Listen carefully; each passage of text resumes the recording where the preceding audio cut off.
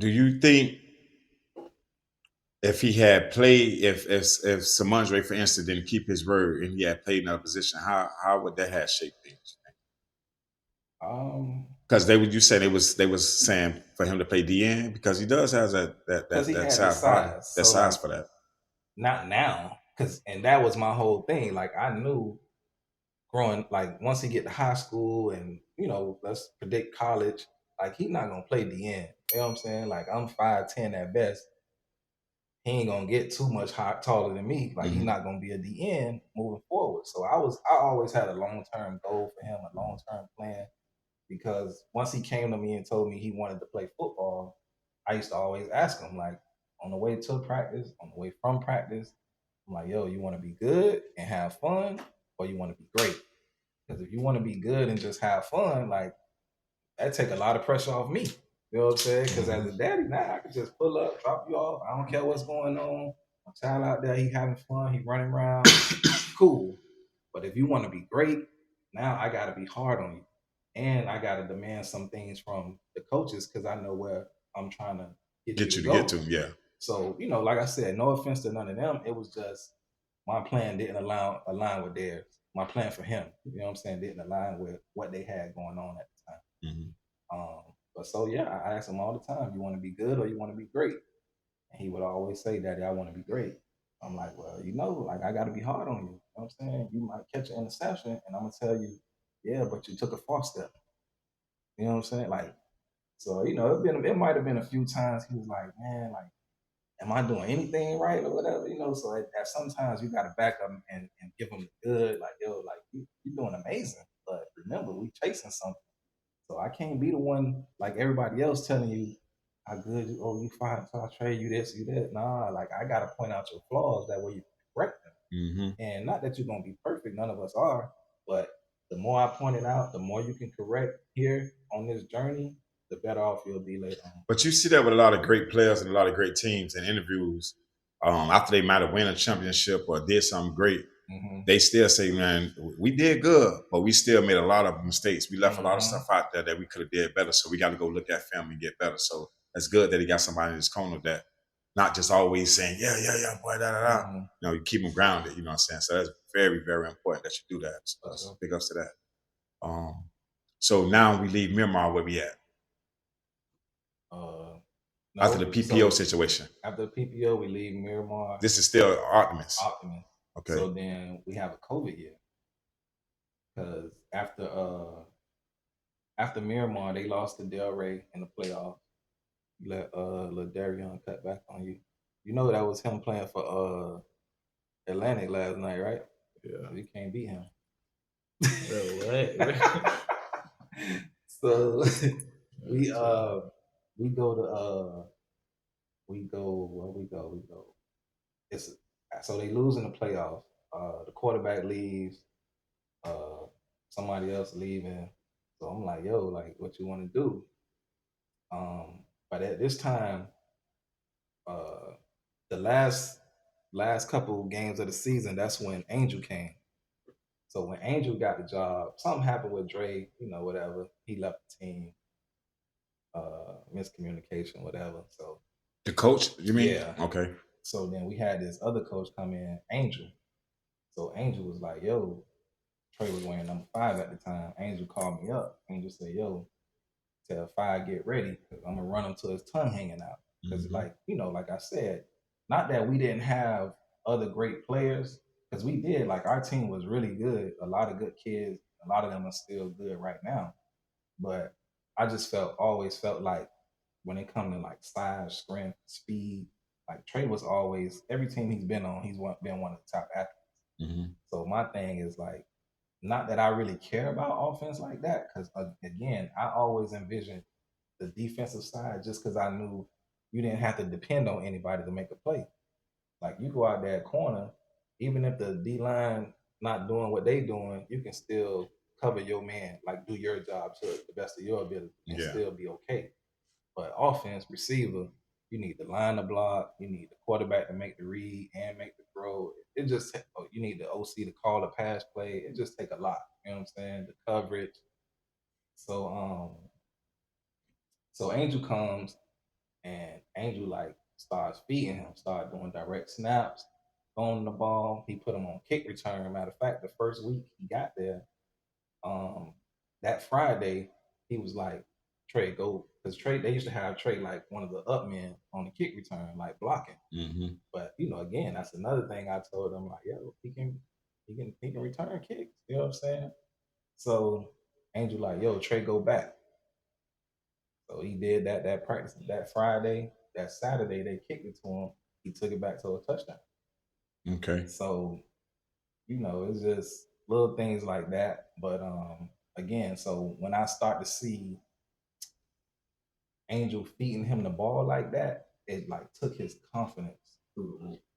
So now you've always been a great athlete, but now that you're a great athlete and you're starting to see some results from your work, like your confidence, it's building it. It's building it. So now, like as an athlete, that's the biggest thing. Like once you feel like you can do almost anything, like nobody can mess with you. That just take you to a whole nother level. Yeah.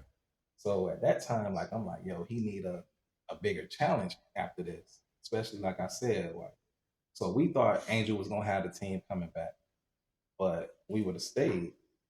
They didn't like they was taking long to announce it or figure out like the part was to say, okay, he gonna be the coach. They like nobody was saying anything. So and then now when nobody's saying anything, people leaving the team, whatever. So it's like now, damn, what kind of team we gonna have to come back to? So now I'm starting looking. I'm like, okay, what's the next place that I can put him? Like now that his confidence is there, that's gonna really like challenge him to be a great player to bring it out of. And so we go to visit. I don't know if you remember when I took you to visit. We go to visit Top Off Boys. They was at Washington Park. You say Top Off Boys? Yeah. That's a team? Yeah. Okay. So Malachi, who played for UM now, he was like number 10. Yeah. So he was. They call him Baby Jesus. So he was on that team, and a lot of other great players. So when I go visit them, and I seen like just how they coaching was, I was watching Coach Rowe, Coach Sack. I'm like, yeah, Trey, like this would be good for him. You know what I'm saying? So we went. I talked to him that day, and then we left it at that.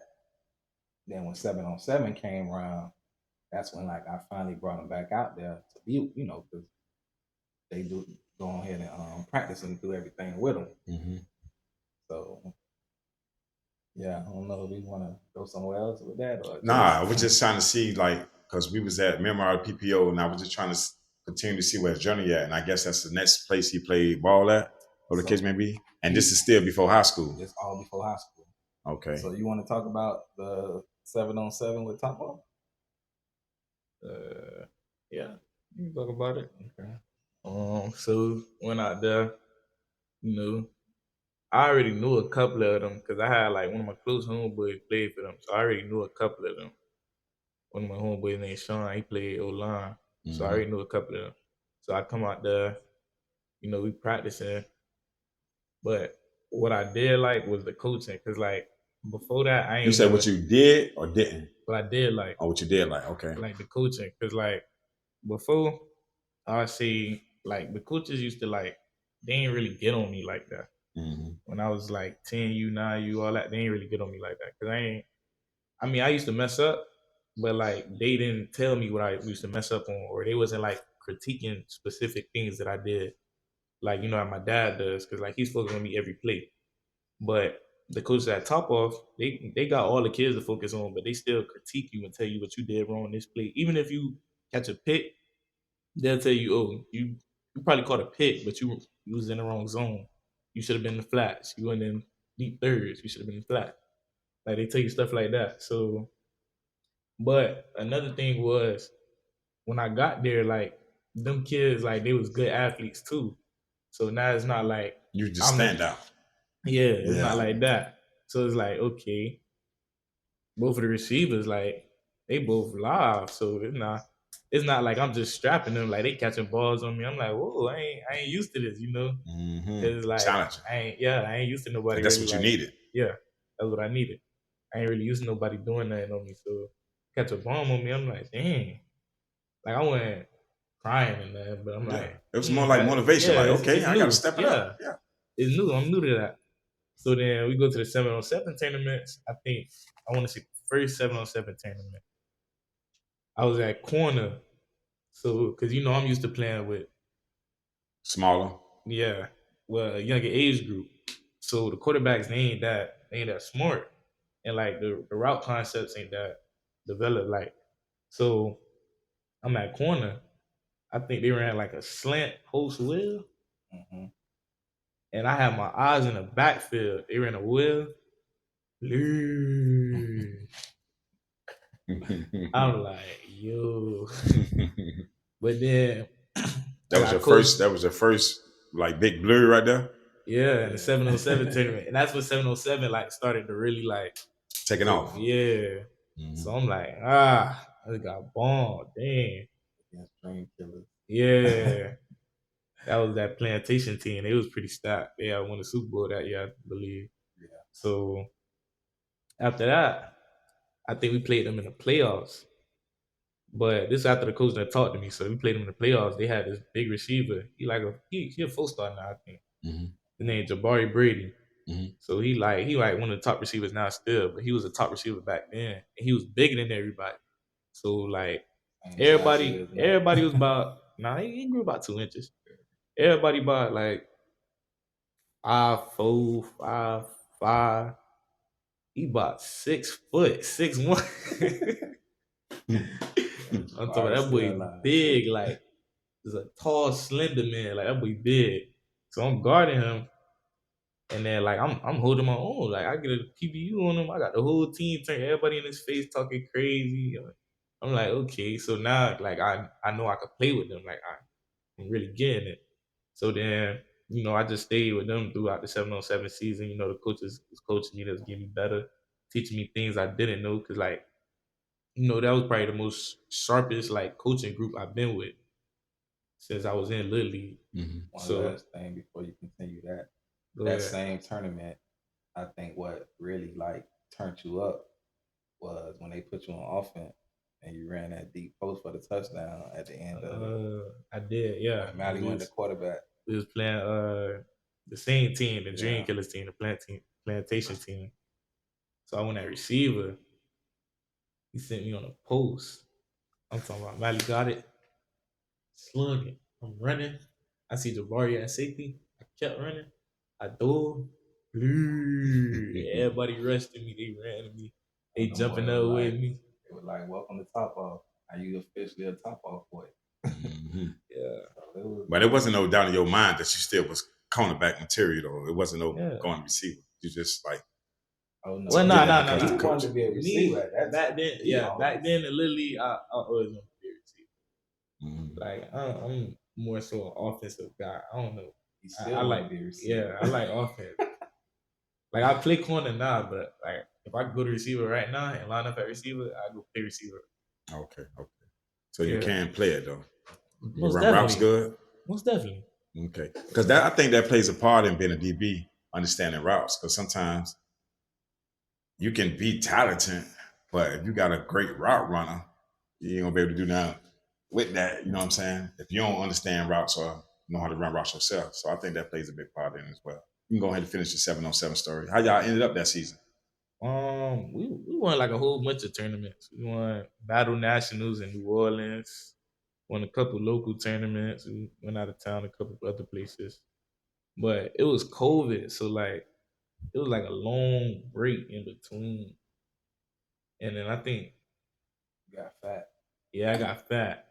I was just about to ask, what was the cons and pros of COVID? I was just about to ask that. Yeah. Any cons? Any like outside of getting fat, like in the house, not doing nothing. Stuck in the house, pretty much. Like you wasn't no film study, it wasn't none of that type of crap, none of that. Just video games. Yeah, it was shut down. Video games and food. Yeah, we ain't really doing that.